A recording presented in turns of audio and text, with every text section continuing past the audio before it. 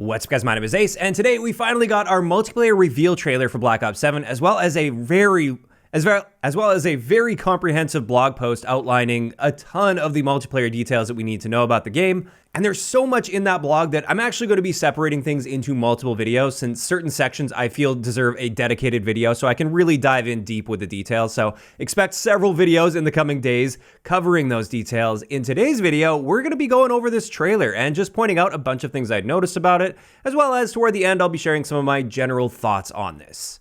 So let's start from the beginning here, and we once again see that when you slide in this game, it will automatically put you into tac stance, although there is a perk that we'll be talking about that allows you to slide and aim down sight. Also, we got another look at the wall bounce and how it can be used to traverse the map in a more interesting way. Rather than just randomly bouncing off the wall to get like a jump shot on an enemy, you can actually use it to avoid taking the stairs, for instance, in this situation. So it's nice to see a bit more gameplay context behind that, and we'll see more clips coming up as well. Then we can see the Echo Link once again, which is that hologram field upgrade that you can throw down on the ground. And from this, it appears when you throw that down, it will match your character model, which I think is quite interesting. I think this is the best use of a decoy style equipment we've seen so far in Call of Duty. Then we already knew this, but we can see the body shield is back from Black Ops 6. However, this shows off a new part of the mechanic where, in order to finish them off, one of the options is going to be to attach a grenade to them and then kick them forward. And that grenade can harm other enemy players, so you can kick them toward like a group of enemies and get multiple kills perhaps. Then we can see a bunch of weapon inspects, including some guns that we haven't had a really good look at yet, but that will be a dedicated video where I'll go through all of the guns that are revealed now, because they actually give us names and some descriptions for them as well. Next, circling back to this image that popped up on the screen here, this just shows off some of the attachment selections for the Peacekeeper Mark I, including the fact that there are going to be prestige attachments that you unlock for prestiging your weapon. And in the case of the Peacekeeper Mark I, it appears to be the Counterforce stock. And interestingly, you'll notice there's 6 attachments on this rather than 5. Then we see yet another case of a wall bounce being used sort of tactically within the gameplay, where you can just use it to get some elevation to get a better angle on somebody up in a window, or looks like you could use that to also get yourself up into that window. Then something that we've never seen before in Call of Duty, at least to my knowledge, it looks like mid-gameplay we can swap from having a single pistol to having akimbo pistols. And that's very interesting. I'm curious to see if we still need to use the akimbo attachment on there in order to unlock this ability, but that's something that's brand new and I find to be quite interesting. Then we can see a brand new streak in action here. This is called the Skewer, and it's kind of like a Hellstorm missile, but they describe it as being fire and forget, so I don't think you even control this. And unlike a Hellstorm missile, it doesn't have an explosive payload. It is designed for like a single elimination, or if enemies are grouped really close together, I'm assuming it'll kill anybody in a small radius. Also, you might notice that yacht on the edge of the map there. That's actually the Lifeline face-off map from Black Ops 6, as far as I can tell. Then we get a look at another score streak. This is called the HKD, or it'll be HKDs. There's multiple of these that come out, and these are described as wheeled hunter-killer drones, which will seek out targets and explode. So it looks like kind of like mini wraps, for instance, from Black Ops 3. After that, we can see Dragon's Breath is back on shotguns. Not really a big surprise here, but we can see some gameplay there. And now we see the dog score streak in action. We've already seen this show up multiple times in the previous reveal trailers. Then we see a little bit of sniping here, including a collateral. Then we see the cluster grenade, which is a lethal piece of equipment, and this has some overclocks active on it. It's got controllable fuse, which allows you to cook it, as well as tighter packing, which gives you one extra mini grenade, which will pop out after the initial explosion. And this use of the wall bounce I think is excellent. This gets me excited for the wall bounce mechanic for sure.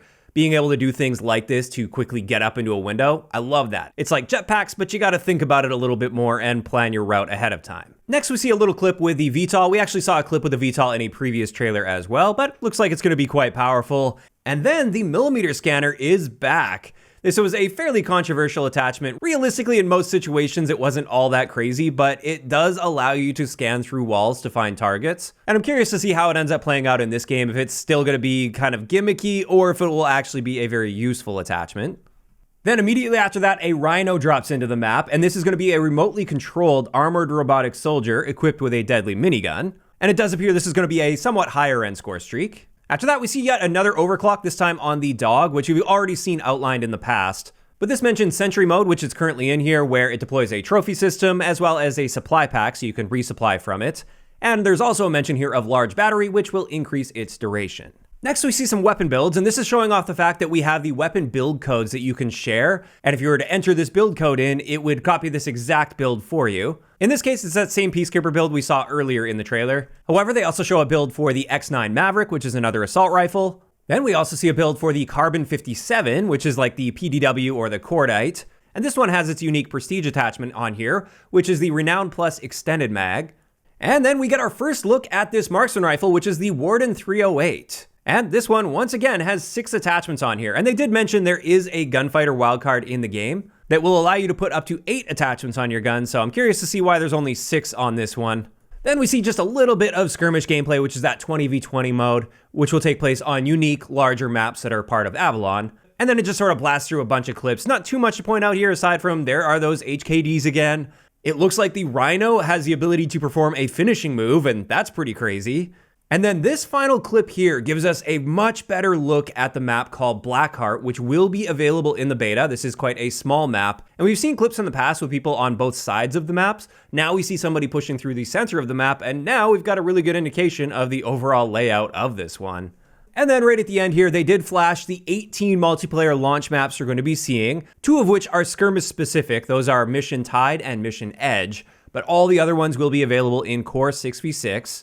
And as I've been saying throughout the reveals so far, I'm loving the fact that we're seeing so much visual variety between these maps. That's very refreshing coming off of Black Ops 6. Each map has its own very unique theme and lighting and color palette, and I think that's great. Obviously, time will have to tell as far as how they play. We have to get our hands on it to tell that, but visually, I'm loving what I'm seeing here. And then finally, right at the end here, we see a little bit of gameplay with the hand cannon, which is a golden Desert Eagle. I think that looks really cool. I really like the sight on that as well. And then finally on Hijacked, we can see the new Swarm. This is called Legion, and it's going to perform exactly the same as the Swarm did in Black Ops 2, where it just targets hostiles and drops in on them. So there we go. That's the trailer. Like I said, there was a ton of other information that was revealed in a blog post. I will leave that link down below if you want to skim through that for yourself, but I will be making dedicated videos on various sections of that. I just mainly wanted to focus on the trailer today. And after seeing the trailer, I'm liking a lot of what I'm seeing here. Obviously, I need to get my hands on the game to really provide a proper opinion on the gameplay, because it's not like they showed us a full-on multiplayer match, so we don't get to see how the maps flow, what the spawns look like, or really anything like that. Just a reminder, next week I will be at COD Next in Las Vegas, and I'll be live streaming the first publicly viewable multiplayer matches, and I'll be happy to answer questions and everything as I go, and I'll be sharing all of my live impressions and opinions. So make sure you follow me on Twitch if you haven't already, because that's where I'll be streaming that. And then after that, once I get some hands-on time with it, of course, I will be turning that into a video and sharing all of my initial thoughts, impressions, and feedback that I have after actually getting my hands and playing on it. Now, circling back to the trailer, while we didn't learn a ridiculous amount from the trailer itself, I think the one thing that stuck with me the most is the use of wall bounces throughout this trailer. It really shows off that this isn't just going to be a gimmicky thing that you used for a trick shot or something, although you can use it in that way. And instead, there are some really good opportunities to use that wall bounce to traverse the map more effectively or get up into a window really quickly. And I'm liking what I'm seeing there when it comes to that. It looks like it's actually going to be a fairly useful mechanic and not just a random gimmick in the game. Now, of course, these are just some of my thoughts on the trailer, and this is where I'm curious to hear from you guys in those comments down below. How are you feeling about Black Ops 7's multiplayer now that we've got the trailer as well as the blog post? Is this getting you more excited for the game, less excited, or do you just not care at all? Just let me know down below. If you enjoyed the video, a like rating is always appreciated, and don't forget to subscribe for more if you haven't already. I'll talk to you guys next time.